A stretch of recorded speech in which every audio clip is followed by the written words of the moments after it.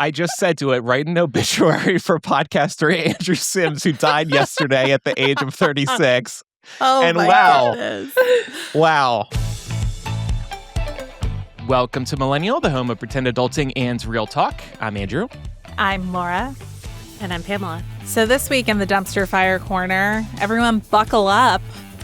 We've got ICE agents at a number of American airports now to allegedly help TSA with the long-ass lines that we're having because TSA hasn't been paid in over a month at this point. And because of that, there's like crazy amounts of call-outs happening. There have also been over 400 TSA agents who've quit in the last month since they haven't been paid. Can't really blame them for that. No. But yeah, it really raises the question that I think is on everyone's minds right now, which is, what is ICE supposed to do at the airport? Well, if the photos and the videos of them at the airport are any indication, the answer is walk around and contribute nothing. I saw one photo of an ICE agent just standing over a presumably unpaid TSA agent's shoulder who was actually doing the work. Trump has even taken credit for this idea. A journalist asked him whose idea was putting the ICE agents in the airports, and he said mine. And he compared it to the simple genius idea of a paperclip. Did you ever hear the story of a paperclip? How the paperclip was invented? So simple, but so genius. Oh, so he owns this. He's taking credit for this idea that's not helping at all. Yeah, well, what's so interesting about that is this was a directive that he gave via Truth Social over the weekend, because that's how we govern now. And ICE was caught completely off guard by this because they didn't know this was coming. So it's been a scramble for them to figure out, okay, well, what is it that we're going to do exactly? But Tom Homan, the border czar, later followed up and said, well, you know, they can be security, they can guard the exits, and maybe they can check IDs so that TSA can do all of the security clearance of the passengers. And it's basically like, yeah, we're going to continue pushing for TSA to do the real work and not get paid for it. Meanwhile, these ICE agents are just standing around. And like you, Andrew, I've seen so many photos and videos from different airports. And these chuckle fucks are just kind of standing around, and they're getting paid to do that because even though the government is partially shut down and DHS doesn't have funding, ICE is still being funded because of the big, beautiful bullshit that got passed last year. So they've still got their funding intact.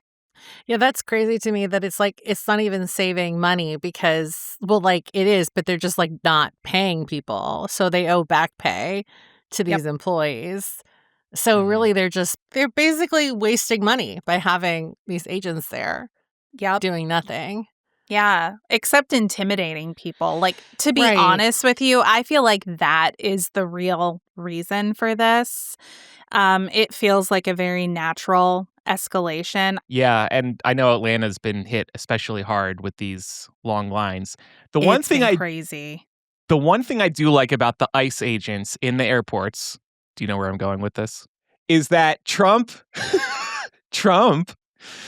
told them they can't wear masks in the airport. Oh, yeah. So now all these assholes are being exposed. And I've seen a lot of great posts from people posting photos of these ICE agents without their masks on. And they're like, yeah, actually, now I see why you were covered up. Put your mask back on, implying that they're ugly. It's just like, they deserve that type of prodding, though. I love it. So that's been good. That's been, you know, the ICE agents have been able to hide behind these masks. Then they can't do it at the airport. Trump didn't like that.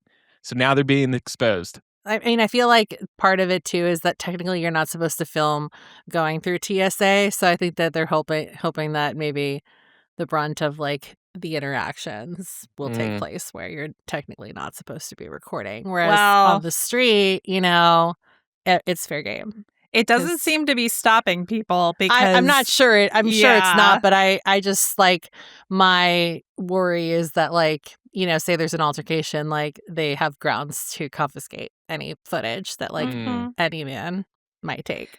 Well, Okay. and, forgive me for having my tinfoil hat on here, but I think it's pretty warranted given where we are. It just, as I said, it feels like a natural escalation in an attempt to exert control over Yeah. people Yeah. because they're trying to scare people. I think Minnesota was a great example of this. I think there were deliberate attempts to try and inspire chaos so that the administration could potentially declare some shit like martial law and say, well, Mhm. these crazy people in Minnesota popped off, so now we have to crack down with the National Guard. By the way, he's also talked about sending the National Guard to the airports as well, which I'm like, ICE isn't nothing's helping with these lines. Like, your agents standing around mean mugging Mhm. people is not helping anything. Well, it's a good excuse too, because I can only speak for San Francisco. He's been trying to get ICE presence, boots on the ground in San Francisco for a while, Mhm. and it hasn't been successful so far.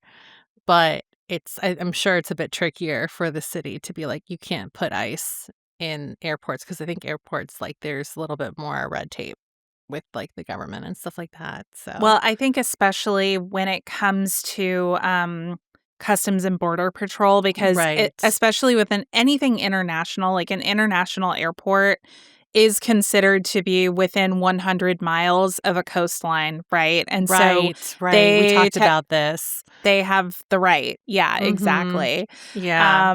So it's a nightmare. All of this because, Congress hasn't been able to get it together to figure out how to fund DHS. Of course, Democrats have been holding out because they don't want to fund ICE. And I can't Mhm. say as I blame them. I don't want them to fund ICE any more than they already are either. But Republicans in the Senate actually came to an agreement with Democrats wherein they would pass funding for DHS that would leave ICE out of it, and Republicans would later be able to come back and pass a continuing resolution with no Democratic votes. They would be able to get it passed. And when Majority Leader Thune presented that to Trump, Trump flat out rejected it and said no cooperation with Democrats Yep. unless they agree to support my Save America Act, Yeah. which is another pile of bullshit they're trying to push through to make it harder for people to vote. This So is one of the big stories today, and this is exactly why the mess that we're seeing is Trump's fault. Period. Yep. Democrats and Republicans were actually going to come together to resolve Yeah. this in a way that actually Democrats would have liked. But now, because Trump is Trump, it's not happening. And one more thing about ICE agents or potentially the National Guard in the airports. Who wants these untrained people working security in these airports? They got to know what to look for when, bags are being scanned and checking IDs and all that. You don't want to just rush these people into the airports. I'm surprised there's not more of a bipartisan resistance to this idea. This sounds dangerous. To be honest with you, I think the fact that TSA has gone unpaid is very dangerous because, Yes, yeah. as we established, it's leading to all of these call outs. Like, many major airports in recent days have seen call outs of like 40% and higher. Like I mentioned before, like 400 agents have just flat out quit since all of this started. And what this translates to is obviously longer wait times for people trying to clear security. But I think that it also creates a security risk because when you don't have Yeah. enough resources to do these screenings appropriately, you run the risk of somebody actually getting some shit through security and onto a plane. Right. It kind of feels like we're sitting ducks right now, and that's really scary. Yeah, the stress, you're not paid, so you're probably stressed, you're lacking focus, you might be losing sleep at night. That could lead to accidents happening when you're checking people's IDs, when you're scanning bags, all that stuff. So, yeah, dangerous on multiple levels. So anyway, I'm flying this Sunday. Oh, shit. Sorry. What have I told y'all before? Don't scare me before flights. My friends who flew out of Vegas on Monday said he didn't see any ICE agents. Maybe that will change by Sunday. One other thing I wanted to mention, we've been tracking the rise in gas prices over the last few weeks, and today's national average is actually $3.97. Last week it was $3.79. In Vegas, I'm starting to see 509, which shocked me. I've yet to see that since moving out here. But something. So, okay, I mentioned a couple weeks ago, yes, I own an electric vehicle, and it is nice not thinking about gas prices anymore and those wild fluctuations that we see. So, the other night, I knew this was like sounding snobby, but I did just want to say something. So, I have a selfie of when I filled up my Ford Escape for the last time back in 2019. And I posted that and I said, filled a gas car for the last time in 2019 and took a selfie. At the risk of sounding snobby right now, anyone looking for a new car in the future should go EV. Range anxiety is a myth so long as you get an EV with a NACS, that's a Tesla charger, now the industry standard. So in other words, you can plug your Rivian, for example, into Tesla chargers. Charging at home is dirt cheap. Never thinking about gas prices, let alone Trump's massive fuck up, is priceless. So I posted that, and I actually thought I was going to get no engagement with it. I thought people were just going to flip past, be like, Andrew's an asshole. You know, we're all suffering with these high gas prices, and, you know, he's bragging about his EV and how it's dirt cheap. I got 50 likes on this Instagram story. I never get that many likes on posts. That's why I'm bringing this up. So I'm just very surprised that this post resonated with so many people. And to that point, I have seen reports that there's been this uptick in interest in EVs. People are just sick of dealing with, like I said, these fluctuations in gas prices. Yeah. No, it is crazy right now. And I don't have an EV. I do have a hybrid. And I will say, even that right now feels like a godsend, because I'm like, yeah, I definitely notice the difference with, I notice the difference at the pump when I'm filling my tank. But when you're driving a fuel efficient car, it doesn't hurt as badly. Yeah. Yeah. So I just wanted to say I was pleasantly surprised and feeling a little hopeful that there seems to be a lot of support for electric vehicles. I know Elon and Tesla have faced a lot of shit, justifiably so, over the last year and a half or so, especially. But it's nice to see that based on that engagement I got, I feel like people are more receptive to the idea to switching to EVs. And it is just a better vehicle for the planet to be driving around with. You know, they still got to mine the materials for those batteries. So it's not like it's the, you know, you're not impacting Earth in some way, but it's better and it's a lot cheaper for you. Yeah. Well, that's why we want to invade Greenland, Ah. so that all Americans can have an EV. Oh, okay. Sick. All right. So that's what's going on. Before we continue, this show is brought to you by listeners like you. By supporting us over at patreon.com/millennial, you can get instant access to lots of perks, including After Dark. Coming up this week in After Dark, we asked our listeners to roast me and air any final grievances about me. I posted this on Patreon and then I turned the notifications off. I have no idea what is in that post. I have no idea how many we received. I'm a little scared, but I'm also very excited, and I hope people are being truthful and also taking the piss out of me a little bit. So I'm going to face the music in After Dark this week. Yep. It's going to be a lot of fun. Pam and I have already screened. Screened? Yes. Were there We've pre-screened. We've pre-screened. We just wanted to see what was there before we just went. We just wanted to know what we were getting into. Yeah, exactly. Should I be worried? No, I don't think so. But I'm looking right now. There's 16 replies. Oh no! So I can't bear all that. I was hoping for like 2, not 16. Well, okay, some of them are just like, not all of them are roasts, but there are some good roasts. Okay, no, I'm excited. I can take it. This is something, somebody was asking in After Dark a few weeks ago when we said submit your questions for Andrew. How have you evolved with the show over the years? I can take the heat now. I could take it, baby. So lay it on me. All right. Yeah. Well, other benefits include monthly Zoom hangouts with us, live stream access, and ad-free episodes. Other ways to help out the show include wearing your love. You can visit shop.millennialshow.com to grab official show gear. We'd also appreciate it if you told a fellow millennial about the show, and make sure you're following us in your favorite podcast app. We're going to take a quick break, and then we're going to talk about the unhinged ways that people use ChatGPT. We'll be right back.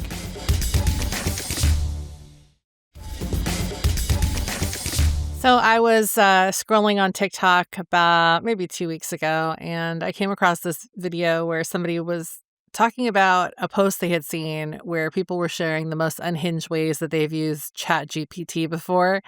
And I thought it was kind of funny to hear how some people are using it. And it definitely gave me some pause for thought, because I think that most of us, they are probably just using it for basic stuff. Some people are really big brained with this thing. And so I pulled some fun examples, and I think a couple of you as well also put some examples here in the doc. So I thought to start off this segment, we could just go through some of the highlights from around TikTok, because there were a couple people that were pulling comments from, I guess, this one major post that I actually couldn't track down.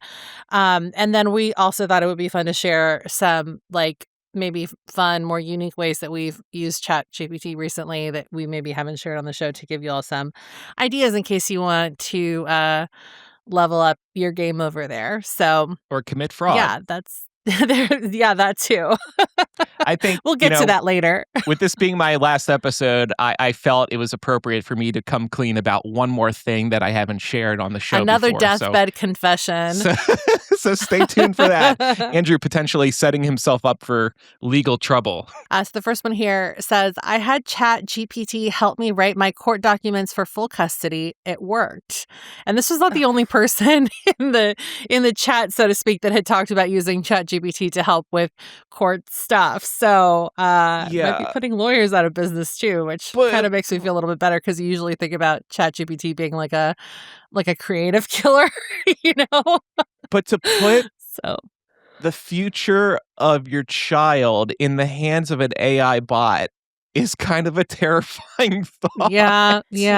I hope that they had somebody to vet the information instead of just showing up super confident to court with whatever ChatGPT said. I could never do this.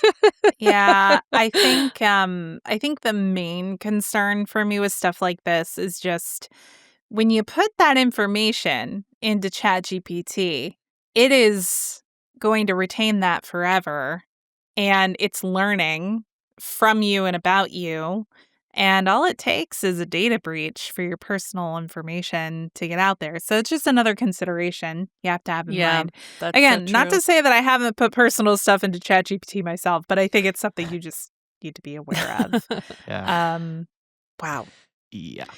The next one, I love this one. I told it I have $50 for groceries and to give me a grocery list that can make meals for the week. It was wonderful. This is actually a really great use for it, because it can help you figure out how to meal plan. I've used it for that before. Not specifically saying, here's my budget and I want XYZ from it, but it's more so these are my dietary preferences. Can you put together a shopping list for me? And it usually does a pretty good job. Yeah. I think one common theme with a lot of these today is these AI assistants make it a lot easier to research information. Totally. Than Google has made it for us in recent years, or just browsing websites. Browsing websites can be a real pain in the ass these days, in part because of how they're trying to play to Google's algorithms and trying to fit a bunch of advertising onto these web pages. So just browsing the web is a terrible experience. But with ChatGPT and Claude and these others, it makes it easier to get the information that you're looking for immediately. So in the case of this, it's doing all the work for you, dealing with the internet for you. This next one, I asked it to write my mom's obituary. It was beautiful. 2 weeks later, the funeral home called and offered me a job writing obituaries. This can't be real. What? I mean, what a strange thing for a funeral home to call somebody that close to a traumatic event like that and say, hey, you did a really good job writing that obituary. Do you want to write more? Maybe they thought they were people are obit writers. Mm-hmm. That's true for sure, but like for funeral homes? That's like an entry-level position at a newspaper. So I assume what happens like these days is that when you have like a service or something, they ask like, do you want to submit an obituary for the website or whatever? But then you yourself have to do it unless you're big enough that you could get like a local obit writer to write one for you. So a lot of times nowadays it's the family that has to put that together and pay for the space. Yeah. So, but okay, like I would feel terrible asking AI to write my mother's obituary. That feels disrespectful. She spent but her maybe whole you're life, so overwhelmed, like with grief, that you can't she spent write it. decades building a life just for you to ask AI to write. Like, how much info did you give to AI? Maybe that would make me feel better about this.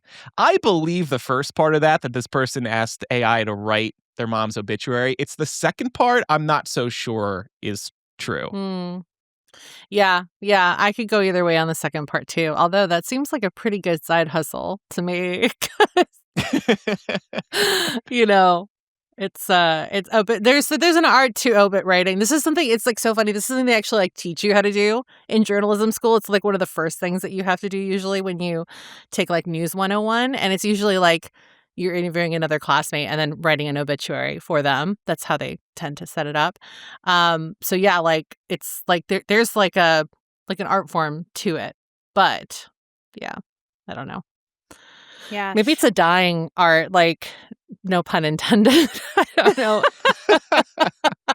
Somebody write an obituary for the art of writing Maybe obituaries. we should have written an obit for Andrew for his last but you didn't want to do anything crazy. Oh, thanks, guys. No, we should just for you to ask AI to write something for you. You said you didn't want to do anything big, but like now I'm thinking about it. It's like, oh, that would have been really fun if we had eulogized you.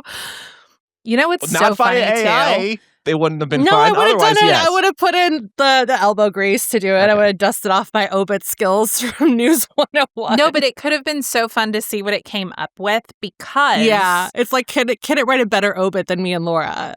Well, and also like I can at least like ChatGPT, it has some knowledge of the podcasts that we do and the various hosts who are on it because I use it to help put together show notes. I've used it to help get like episode title ideas, and it pulls from our planning documents. So it would be really interesting to see based on the information it has about you, Andrew, just from the work that I've done on it, like how would it portray your obituary?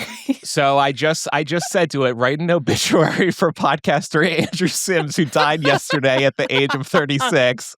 Oh, and my wow, goodness. Wow. Yeah, I'm seeing details here about my life, and oh Lord. Yeah.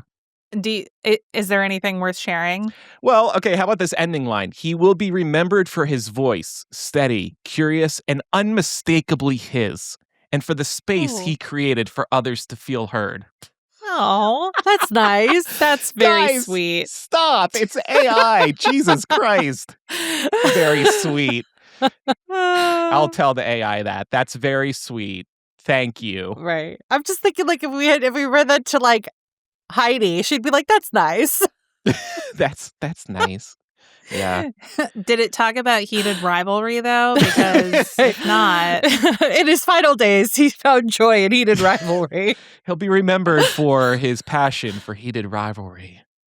All right. Who's next? I sent ChatGPT text conversations and make them tell me who's right or wrong in the conversation and why. That actually might be helpful.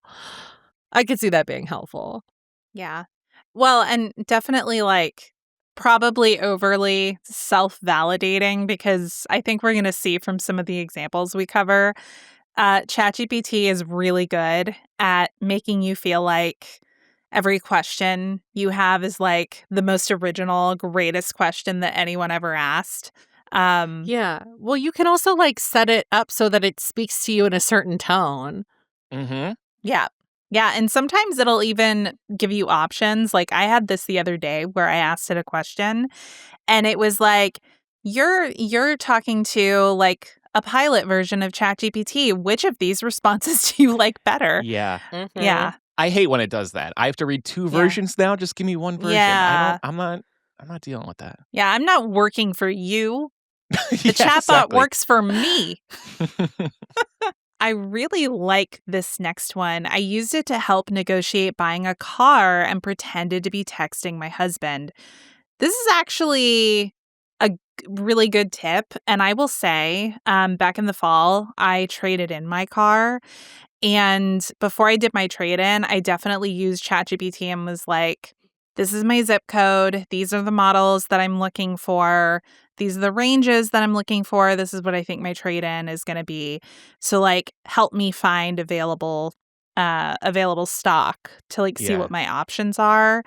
And I also asked it to look at like what local financing rates and everything were. Mhm. And it gave me a lot of good information. I definitely Mhm. felt better informed walking into a dealership to have that conversation than if I had like tried to look all of that up online. Sort of like Yeah. it was really nice that it pulled all the information together. And granted, was it 100% right? I'm sure it wasn't. Mhm. But it was good enough to get me what I needed. Yeah, well, that's also helpful because then you don't have to go to like 6 different credit unions, for example, to see Exactly. where you want to get pre-approved. That's like honestly the biggest tip anybody can give you is like if you can get pre-approved for a certain amount in cash before you go into a dealership, then you can walk in and be like, this is what I have in cash, take it or leave it. Yeah. And if you go at the right time, which is usually like end of the day, end of the month, End of the quarter. they'll probably Yeah. they'll probably take Gotta your hit those cash offer. quarterly results. A few of the responses we're reading today involve saving money, and I think that's amazing that people have had it work for them in that way. Somebody else said, I use it for coupon codes. I haven't thought of that. I'll have to try that. But that's No. another example Yeah. of if you go to these coupon websites, they're littered with ads and they make you jump through multiple hoops just to get to the actual code. It is such a pain in the ass. I've had this issue with video game walkthroughs too.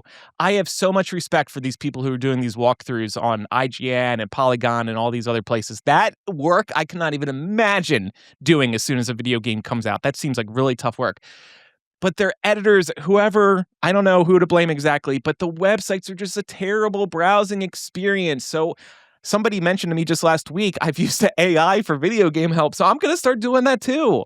And I feel bad saying that because, again, I want to support the writers who are figuring this out themselves, but I just, it's really bad. Like websites just straight up crash on the phone, and that is no good. And that's not my fault. Bad.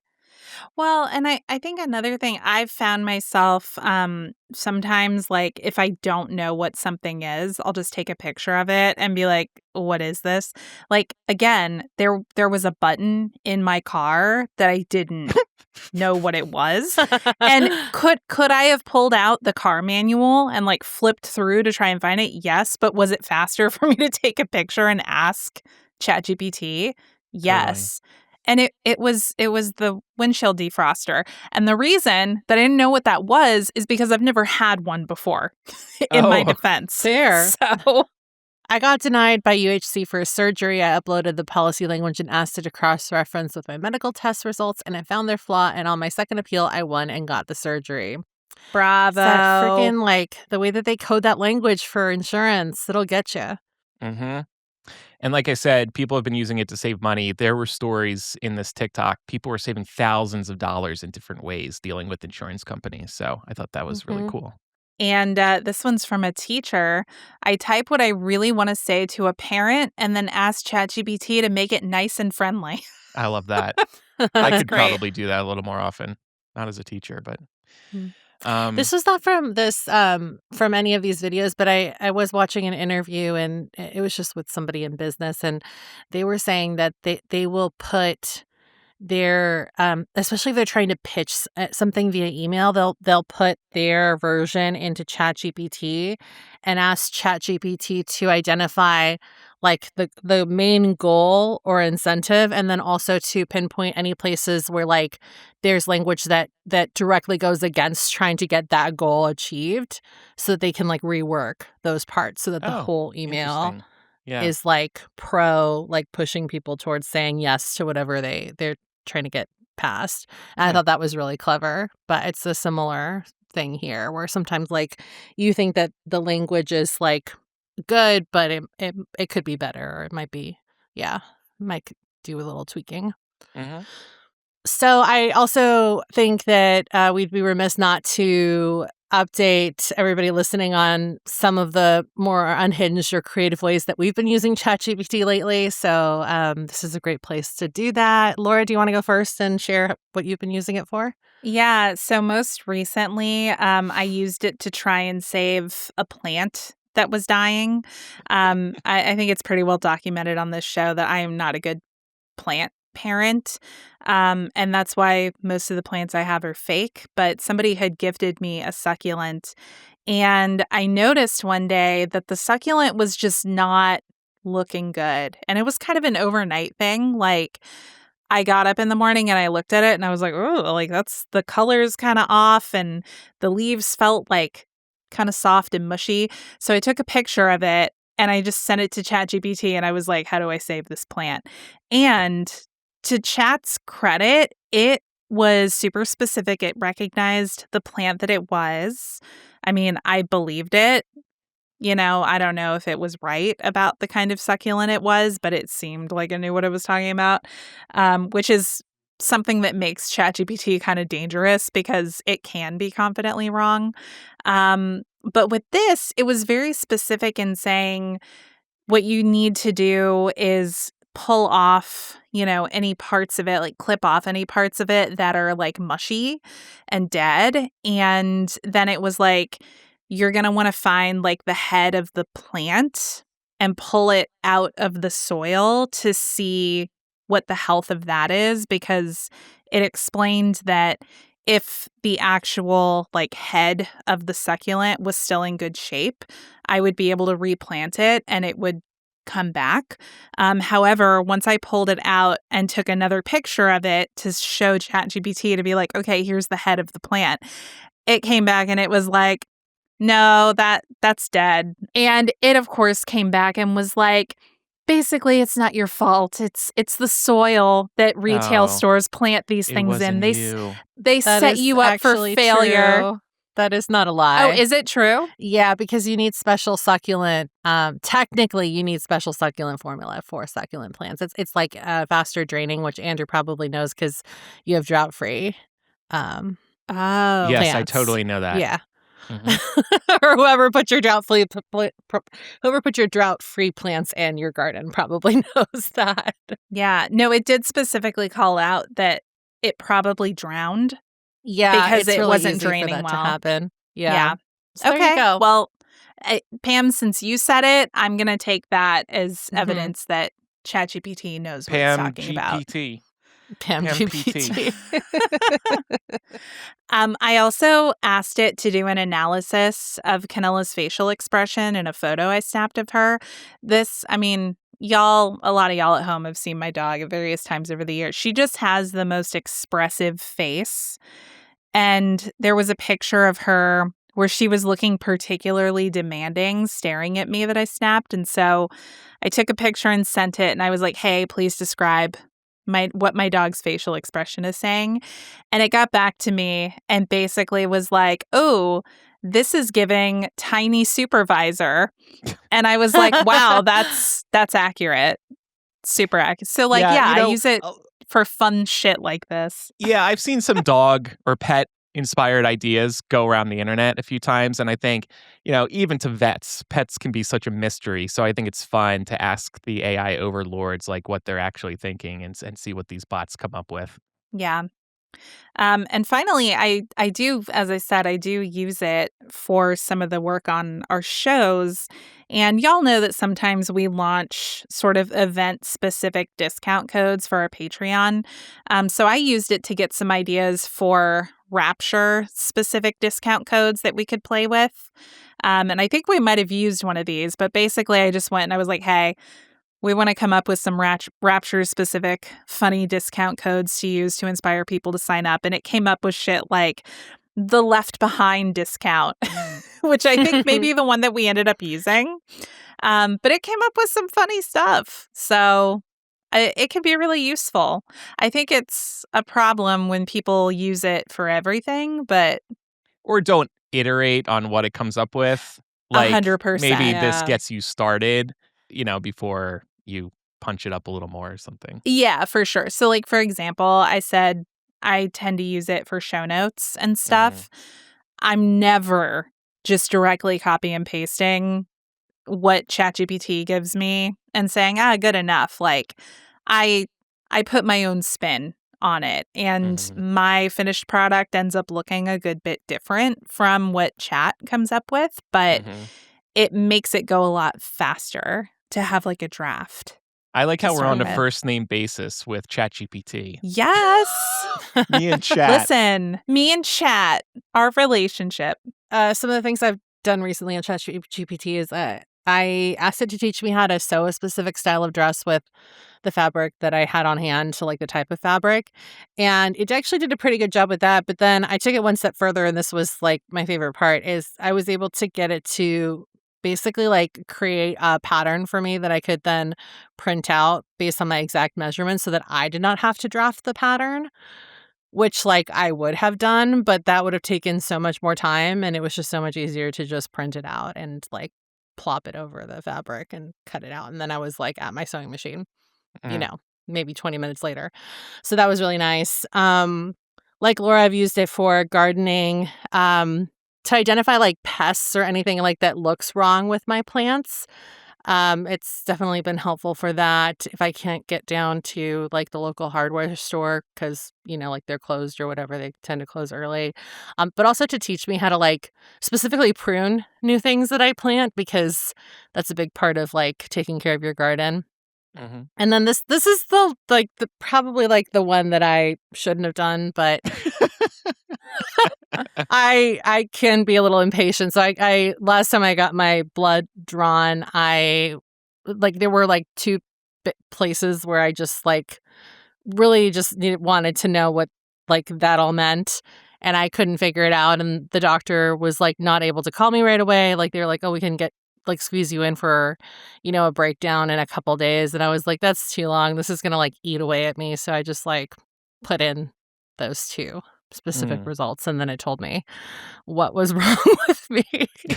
I did this too, actually. I told you I got blood work for, I think, the first time ever. And when I started getting some of the results back before I could share it with my doctor, I still share it with my doctor.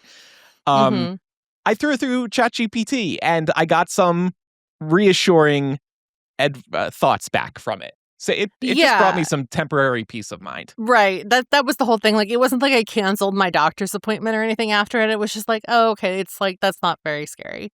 Yeah. Okay. Yeah. Can you imagine canceling your doctor over ChatGPT? I mean, I'm sure some people have. Said it was okay. Yeah. Hey, doc, I don't need you anymore. Sorry. Right. I asked Chat. Can I confess something? And I can't be the only person who's done this. Canella, she has some health issues. She's almost 14, so she has her things going on. And one of her issues that I have to monitor is like she can get some like gastro upset. So I've definitely taken a picture of her poop before and like sent it to ChatGPT and been like, do you see any blood in this or anything like that? Use your eyes, Laura. Well, sometimes it can be a little more subtle than that. Yeah. And like specifically because of like the health concerns she has, which I explained to ChatGPT as well, I was hoping that it could help me like connect patterns. I can't be the only person who's done this. There's no way.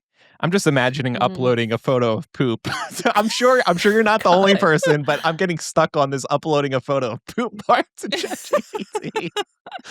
But by the way, he has this app that allegedly identifies colors for him because he's colorblind, but sometimes it gives him false positives. So I actually should tell him to upload pictures of his poop and see if it can get the color right. So somebody on the TikTok had mentioned using it to help with text conversations. I have sent screenshots of text messages that I've received, and I've asked it for help in either deciding how to respond or helping me interpret what they're saying, because sometimes I'm like not totally sure what somebody's saying. So I've used it for that a couple times, and it's been helpful. I still use my own opinion for my own opinion, taking everything into consideration. And also, I'm in therapy, so don't at me about using it for stuff like this instead of just talking to a therapist. And then my big confession today is, so I had heard that if you have ADHD, you could qualify for a lifetime pass to the national parks. Those who have a qualifying disability, really any lifelong disability like ADHD, can get what they call an access pass. And this is free for life. You just have to pay a $10 processing fee. So I heard about this from somebody else, and I asked ChatGPT to create a letter written by a doctor informing the reader that I have ADHD, that I've been diagnosed with ADHD. And I came up with a fake doctor letterhead and all this. I didn't like pull somebody's name, somebody's real name. I made it all up. And I submitted that, and it worked. And now I have an access pass to the national parks. Hey, good for you. Wow. Yeah, for life. I just can't lose it. Otherwise, I have to fake ADHD again. I mean, I have ADHD. Who doesn't have ADHD? We all have ADHD. I was gonna say, I think isn't that like a prerequisite for being a member of this generation? I think we all have it. Yes. So many people are getting diagnosed now too, so I don't think anybody would care. But also, oh yeah, my therapist asked me once if I've been tested. Oh, and I said, "What do you say?" No. No. Well, the fake doctor diagnosed me. Does that count? Sorry. Oh, that's funny. Something. No, I mean, yeah. I mean, I am officially diagnosed with ADHD, and I'm not offended.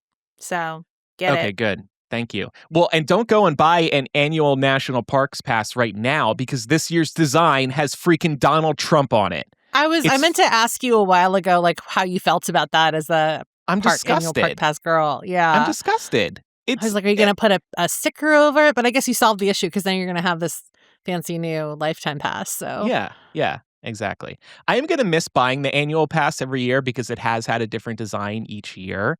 It has Donald Trump and George Washington on it this year because of the 250th anniversary of America. But the reviews of this annual pass on REI right now, it's like 1 star, because everybody's really pissed that Trump's face. He hates national parks. He hates the environment. He wants to tear down, natural areas. So to have his face on it is disgusting. So I'm very glad I do not have that pass this year. That would get under my skin. Yeah. Isn't he also putting his face on some coin? There's like a 250th anniversary commemorative dollar coin coming out that's going to have his stupid face on it. Yes. Something like that. Yes. Also want to call out Ariel in the Discord saying, Andrew, this has unleashed a whole new set of nightmares. I think the National Park Pass was a pretty harmless use, but as a soon-to-be physician, I did not think about the fact that now I have to cross-check medical records patients bring in on paper. Oh, yeah. Oh, yeah. no. Sorry about that. All right, we're going to take one more break today, and we're going to talk about how people are actually starting to purposely put typos in things to prove that they are not AI. So we'll be right back.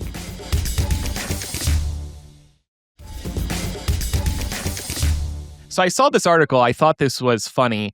Typos are the new status symbol, and typomaxxing has taken off in order to prove that what you wrote wasn't written by AI.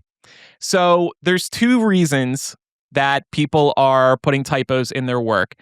One reason for this shift is people in positions of power have been owning mistakes in their copy. The Wall Street Journal wrote about how the rich and powerful are in some cases abandoning perfect prose. The examples they cite include Twitter creator Jack Dorsey's all lowercase memo announcing layoffs at his current company, and David Ellison texting David Zaslav and somehow writing their shared first name as DAIVD. Disregarding spelling and grammar in a written conversation can be a power move or a sign of friendliness, or perhaps both at the same time, said Deborah Tannen, a linguistics professor at Georgetown University. It conveys, I'm important, you're not, so I don't have to bother, or we're so friendly, I don't have to worry, we don't stand on ceremony. So that's one reason people have been putting more typos in their work. But the other is that by making mistakes, you're showing that AI didn't write something for you because AI obviously wouldn't have a typo. So I'm very curious about this. Do y'all feel like you're seeing a shift towards making mistakes and not being sorry about it in what you write? No, but I'm No. wondering, how does this work in like the academic world? Like this must be purely for business stuff if it's like taking off anywhere, right? Because if you're writing a paper for school, like teachers not going to want typos everywhere. Mm, Right. maybe not everywhere, but like just one. But like one here and there just Yeah, it's to like you forgetting a comma or something. That just seems like so much extra work to go back and like take it out or like not put it in. Mhm. yeah. Yeah, it does seem like extra not needed work. Like I wonder if people could just say, "Hey ChatGPT, write my paper, write whatever for Yeah, make me." make it like a B And then minus. yeah, exactly. And like throw a few mistakes in there on Right. purpose to That make it look natural. Just for a little bit of spice. Oh, I would love to test that. Like you say, please make it a B minus and see what the teacher actually grades it. I would die if it ended up Oh, being a B minus. that would be an interesting experiment. Do we have any Yeah. teachers that would like vet a paper to tell us what they'd actually give it a grade on? But what's also That would interesting be here to me is interesting. that it feels like we've come full circle. Y'all remember when we were growing up, we were learning about word processors on those old ass computers in school. Spell check used to feel revolutionary. You'd write your Mhm. paper and then you go up to the Yeah. menu bar and you say, it's time to spell check. And you go one by one through the errors to correct or Mhm. keep. Now it's like, oh, we're not even spell checking. It all happens automatically. And oh, by the way, leave a typo or two in. Yeah, it's crazy because even that I feel like made us kind of lazy as a generation. I feel like a lot of times, like spell check also was checking grammar as well. I definitely did not know how to use a semicolon until like I was like I like way older than I should have, and it's because I feel like they didn't put a big emphasis on grammar when they should have. I think like the first grammar like lesson I remember like sitting in was maybe senior year of high school. And it Mm, was because my English teacher was like, "We need to rectify this." But even, like, first year of college too, they're teaching you, like, the basics of grammar when that should really be taught in maybe, like, 4th grade? yeah. Yeah, 3rd like you, grade? Pam, I feel like, and it's not to say there was no grammar, but I feel like a lot of my English classes in public school when I was coming up, they were more focused around composition, which like Yeah. there's a component to grammar, there's a component of grammar to that, but it's not the only thing. And then like literature. And there really weren't very many straight up like let's sit down and talk grammar structures, which is unfortunate because I love grammar. I like it is Mhm. so fascinating. And I didn't realize this until I was much older and I was taking foreign language classes because when you take a foreign language class, you absolutely do learn grammar. Right. And you don't realize that all of that exists in English too, like past, present, participle, for example. It's just Right. that, like, we do it automatically, but we don't understand why it's done. Exactly. And it's important to understand why it's done. Mhm. So, yeah, it's a shame. I know that was a bit of a tangent, but I just think it's like it's almost like we've run into a different problem now, but it's kind of the same. Yeah. Well, speaking of grammar, Gmail, I don't know if you all have noticed in the last, I think, 2 or 3 weeks, has started giving you grammar suggestions as you compose an email. And Yep. apparently, I'm an idiot. Pretty much every sentence I write has at least a couple of suggested changes, and they all get underlined in purple. So my whole email is just covered in purple. Oh, This is really? wrong. That's wrong. You're dumb for this. You're dumb for that. I'm gonna Yeah. pop a little bit of my writing in there and see what it says. I feel like I haven't really sent an like had to send a email in a while where that's happened, but I'm just huh. like, I need to turn this off because it's making me second guess everything. And also, Mhm. I could see this being helpful for very important emails, possibly. But the stuff I'm sending to people, it's not do or die. Yeah. Right, I right. will say like I've noticed it too and I feel like it skews very corporate. with a lot of the suggestions that it makes, which, like, depending on the setting, that may or may not be appropriate. But I will say what I get most of the time from it is suggestions to make my writing more concise. Mm-hmm. Yeah, that used to happen to me, not with Gmail, but like the Unhypeable, we had the Google SEO suggestions, and it was like your sentences are too long, and that's not a like they're not like wrong, they're just like too hard to like the reading comprehension is too high. So you need to dumb this down by making the sentences shorter, and that's gonna help Google rank it higher. And that was like the most frustrating part always about the it's SEO checkers. Like I have to go in and like shorten these sentences now because some people are stupid. Great. It's funny they're telling us to be more concise because when we were growing up, it's like you must fill 3 pages double spaced. And so we would write these longer Yeah. sentences to stretch our papers out. I Yeah. still remember doing that. And you know what really like knocked that out of me was like studying journalism. The last year I was taking international relations classes where it was still like traditional academic paper writing. It was so hard for me to hit the page counts because it was like everything is like, every word matters, every sentence matters. Like you only have so much space on the page when you're writing articles.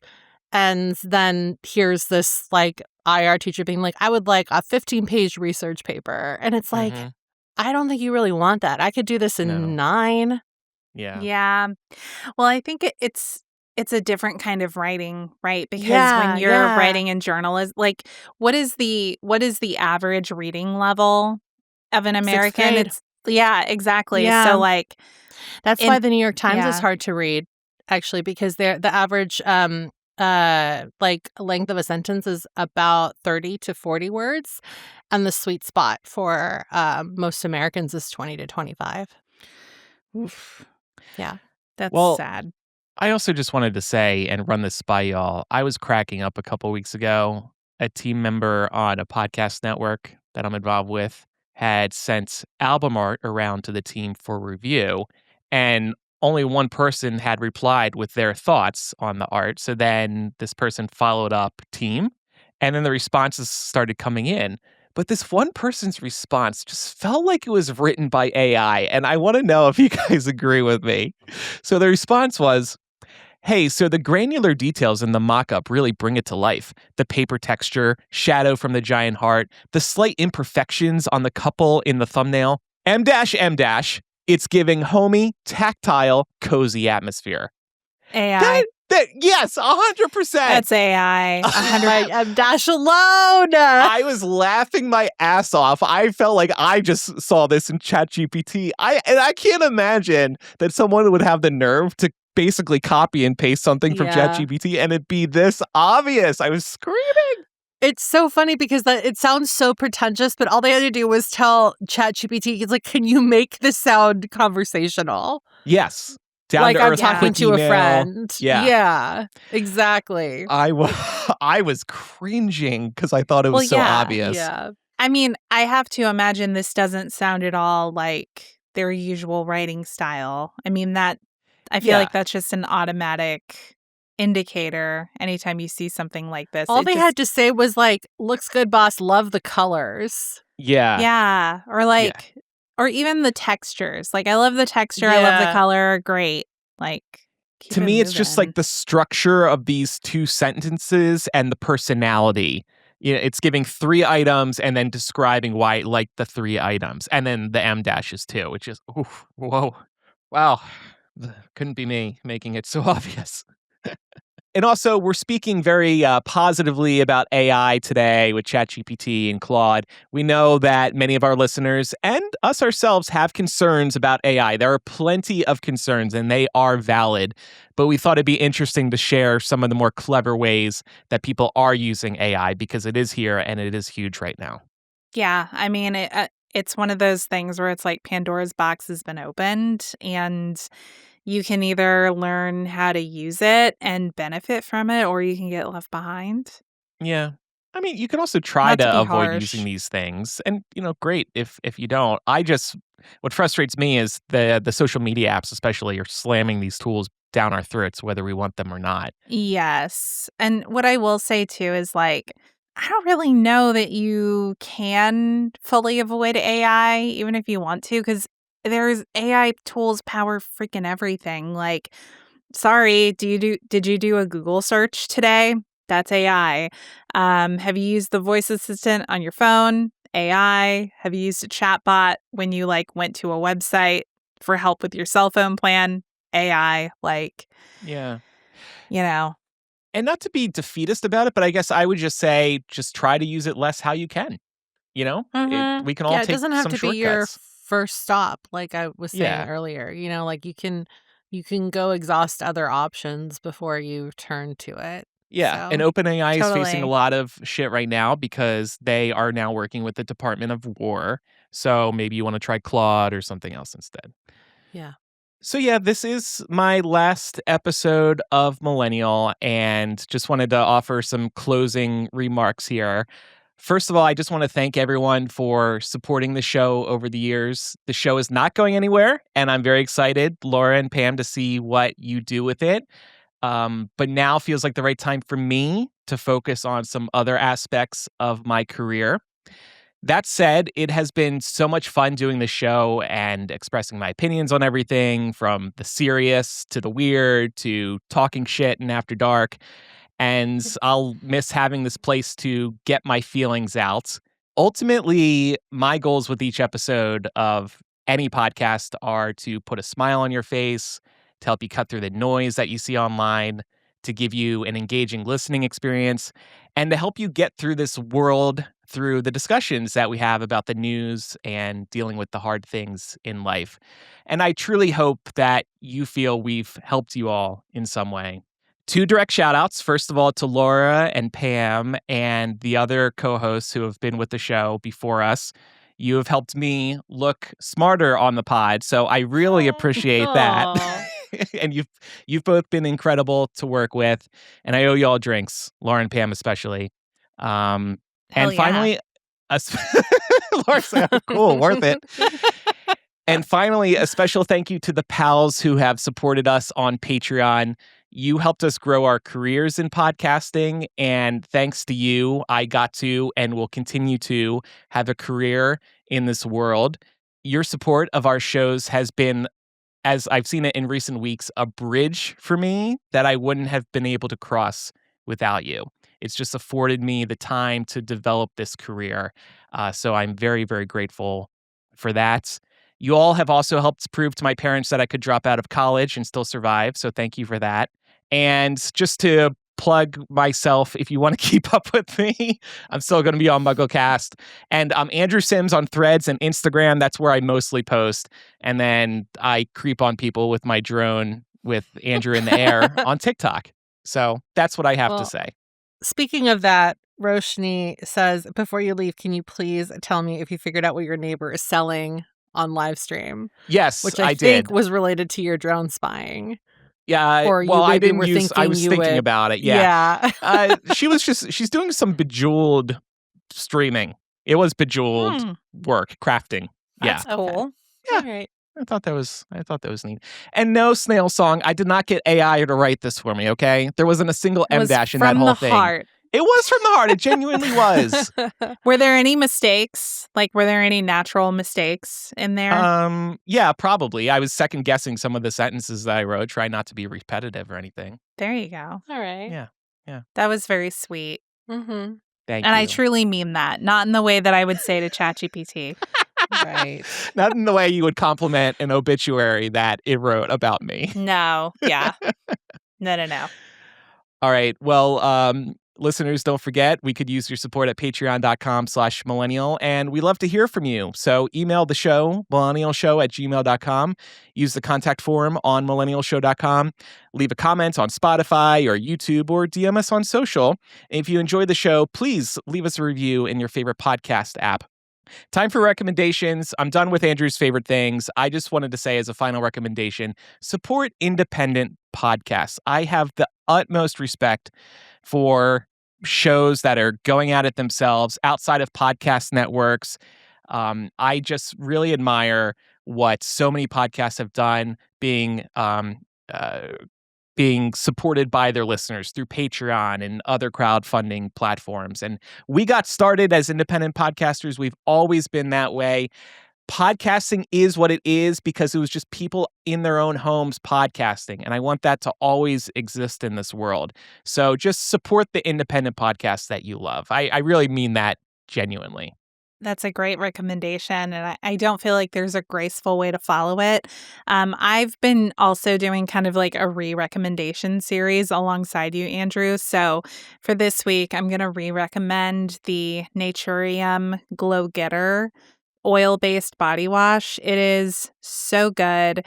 It's unscented if that's your jam, and it just gets you nice and squeaky clean. I have that in my shower. I need to replace So it good. actually because I'm very low. Yeah. I also have a re-recommendation this week, and it was basically just because we were talking so much gardening, and I saw a couple people also commiserating with Laura about trying to keep plants alive. Get yourself a 3-in-1 soil tester. They're like $10 on Amazon. They don't require a battery. And the 3-in-1 is great because you can like change what it's measuring. But this will help make sure that you're not overwatering your plants, which is a huge issue, especially for like indoor house plants. So you just like pop it in and it tells you like how moist the soil is. You can check the pH of the soil, which like I don't do anything with that personally. So I tend to skip over that function. But it also tells you if your plant is getting enough sun. So usually that's the third thing that it tests for.